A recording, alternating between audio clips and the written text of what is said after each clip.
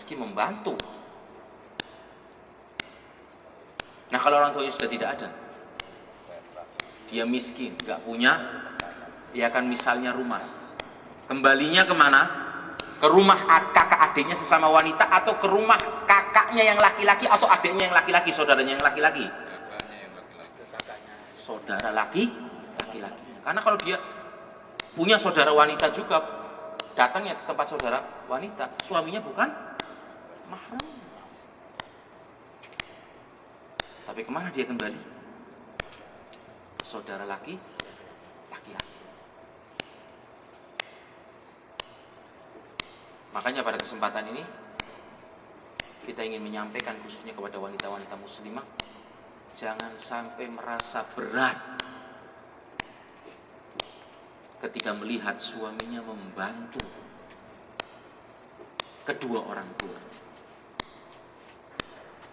Jangan sampai merasa berkecil hati ketika melihat saudara laki-lakinya membantu salah satu dari keluarganya, khususnya adik wanita atau kakak wanita yang kesusahan dan kesulitan. Karena ingat, engkau telah diberi rezeki seorang lelaki yang bertanggung jawab, seorang laki-laki yang baik. Bisa jadi saudara wanita yang lainnya Allah uji dengan laki-laki yang tidak baik, yang tidak bertanggung jawab, atau Allah uji dengan diambil suaminya. Nah ketika engkau berada dalam posisi seperti wanita tersebut, bagaimana? Ingat, wahai istriku, Allah menguji salah satu dari saudara wanitaku, suaminya meninggal atau suaminya tidak bertanggung jawab. Apabila kejadian ini menimpa dirimu, bagaimana? Kita ingatkan dengan seperti itu. Kemana engkau akan pulang? Kalau misalnya aku meninggal, aku wafat, kemana kamu akan pergi?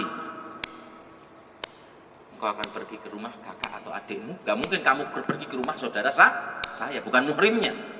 Tapi engkau akan pergi ke rumah kakak atau saudara laki-laki.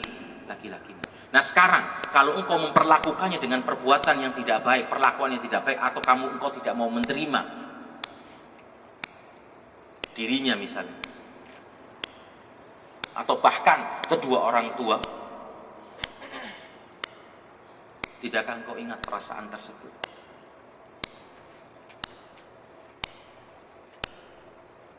Dalam majalah Kiblati pernah diceritakan tentang anak Tetris. Dan sebelum di majalah Kiblati saya sudah pernah baca. Dan kejadian itu ada di Saudi sini. Antum semua tahu kebiasaan orang Saudi itu punya rumah, kalau yang kaya punya villa, kalau yang menengah ke bawah dia biasa hidup di apartemen. Nah kalau antum, mayoritas dari antum tinggal di villa itu kan mesti ada tersendiri kamar di depan, kamar mandi, ya kan? Yang tujuannya untuk kamar tamu. Nah ada sepasang suami istri yang kebetulan orang tua suaminya, jadi mertua perempuannya, mertua laki-laki bagi istri maksudnya. Jadi bapaknya suami, mertua istrinya, tinggal bersama dia. Tapi ketika itu ditempatkan oleh istrinya di ruang tamu, bukan dikumpulkan di dalam rumah bersama, dan makannya pun dikirim. Nah ketika si istri bermuamalah dan berbuat kepada mertuanya dengan cara seperti itu pun, si suaminya pun ridho. Istilahnya nggak komplain.